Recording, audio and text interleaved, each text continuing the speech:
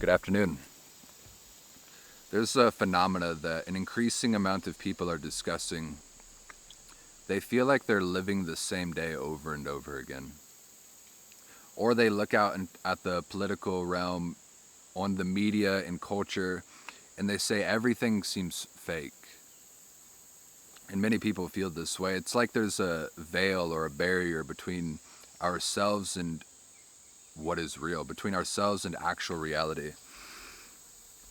And I read a letter recently that is simultaneously one of the most bizarre things I've ever read and also one of the most nourishing things I've read, and it is certainly an antidote to this problem. And so for context, before I read it, the writer is a man named Ignatius, and Ignatius lived in roughly 100 AD, between 75 AD and 115 AD roughly. And so he was alive at a time when there was 1,000 Christians roughly. Not very many Christians. And Ignatius lived in Antioch. He was the Bishop of Antioch. And there's massive tension happening because this is the time when the Roman Republic is becoming the Roman Empire.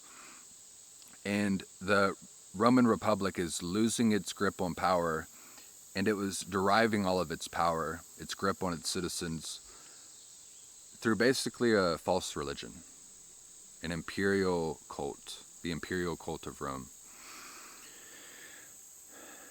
And so the Roman Republic, which is at this point in time becoming the Roman Empire, is coercing all of its citizens to follow the imperial cult of Rome and to venerate or even worship the emperor and the leaders of the Roman Republic as deities, as gods with a lowercase g.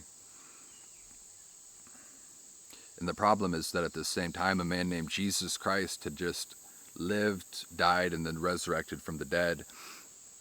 And many people are choosing to follow him.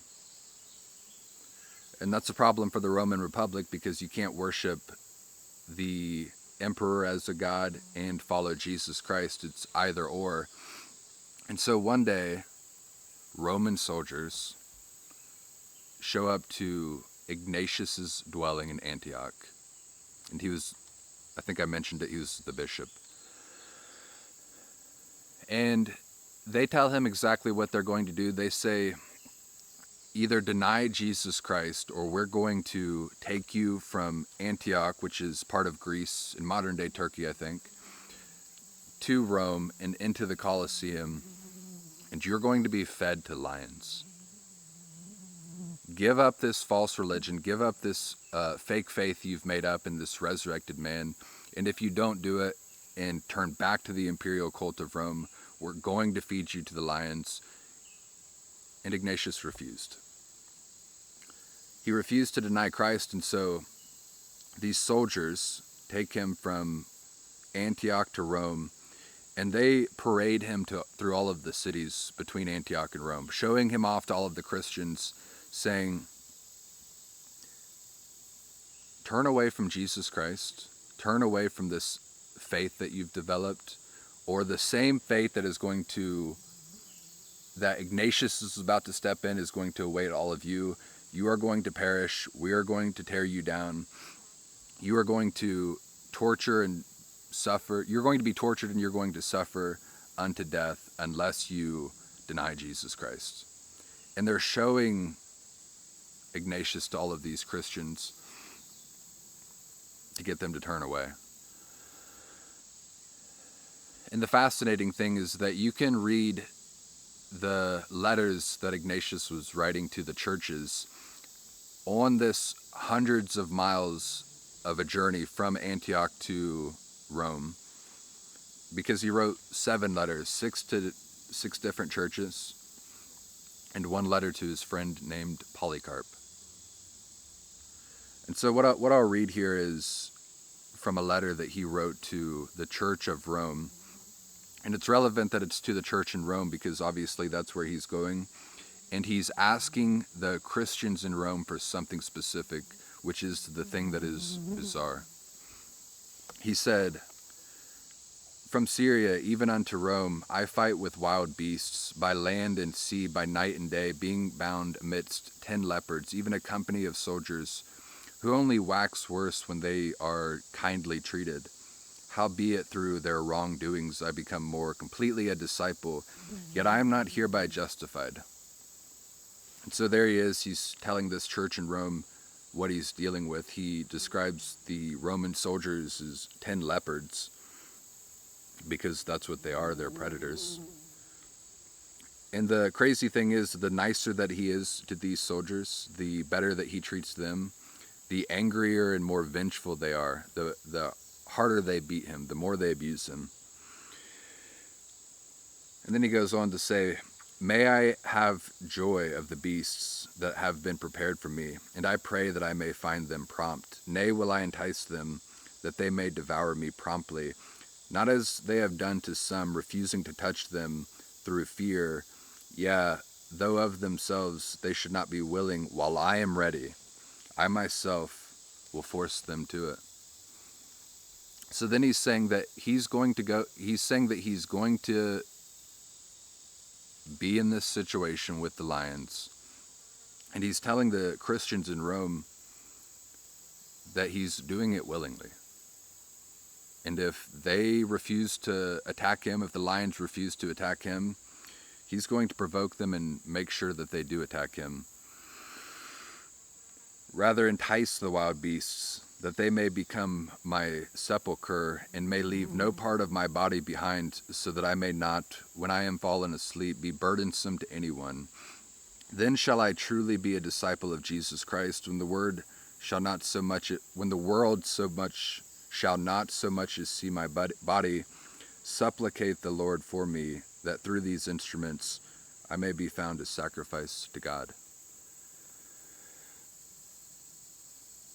So this isn't a game that he's doing here. He's not doing theater.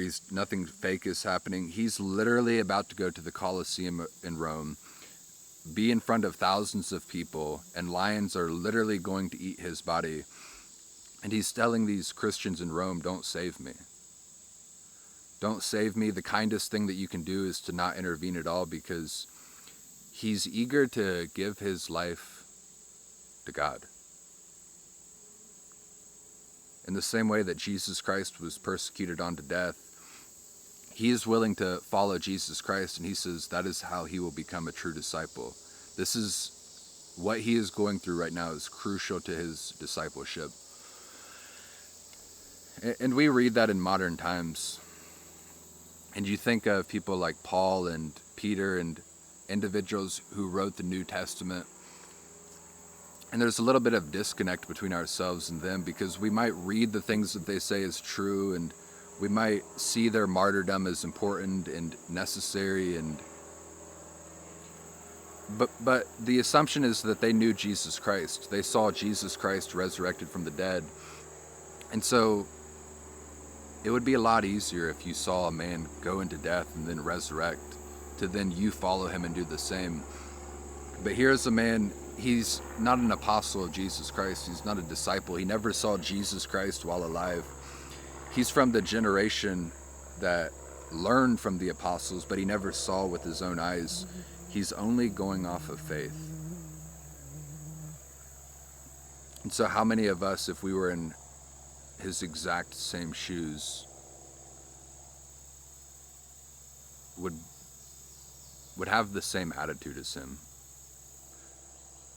How many of us would have faith that would maintain?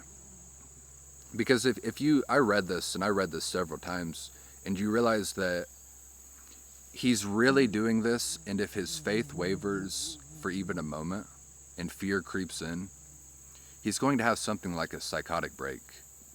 He's going to have a psychological breakdown, and he's going to try to scurry away, and human nature, our biological nature, is going to take over. Our fallen nature is going to take over, and he's going to flee, and his mind is going to go away from that which is greater, God, back into this temporary world, and he's going to cling to his life, and he's going to try to save his life. His faith needs to be solid. Dare I say perfect.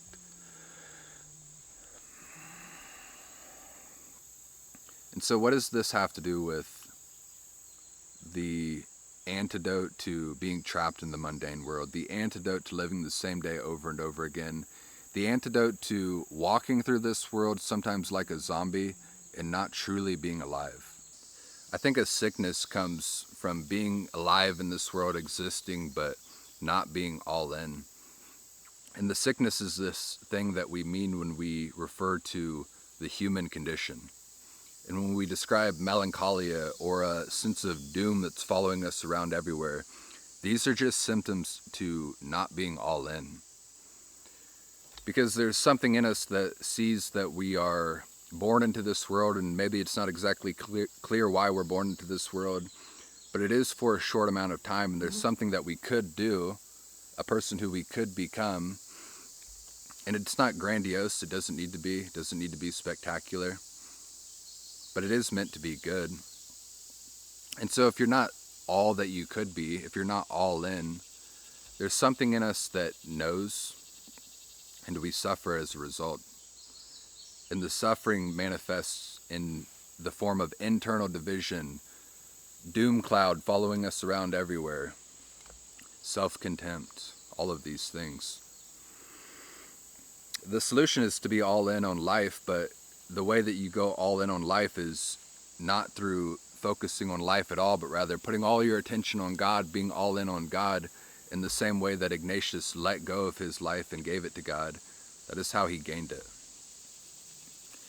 And I read that story, that letter from Ignatius, and the mindset that he's in, and there's something so sobering about it. In that moment, he's alive. He's giving himself up for something greater. And I wouldn't say that this is good news, but maybe we can perceive it as good news. The reality is that most of us won't have to walk the same path that Ignatius did, at least not today. But in the future, you might. And in the future, I might as well. But we need not worry about that time that may or may not come in the future. The reality is that we can prepare for that day in everything that we do, in trying to progress the kingdom of God today. In everything that we think, everything that we speak, everything that we do, everything that we are, giving everything to God. That way, when that time comes, if we need to choose between our life and our faith, choose between our life and choose between God, we'll make the right decision because we've been practicing it every day. It's who we are. But if fear takes over, that is what freezes us. That's what freezes us, and that's what makes us like zombies of self-contempt, walking around through this world, not fully alive, knowing that there's something missing, knowing that the reality in which we exist is, something about it is fake, there's a veil, but it has nothing to do with the world in which we exist. It's only to do with our faith and our willingness to or willingness to not be all in. And that is the truth that we don't want to see. The thing that Ignatius did is the thing that we're all meant to do in various ways that we don't want to see because it's so much against our nature. To give our life up for God. And for now, that's all that I have. Goodbye.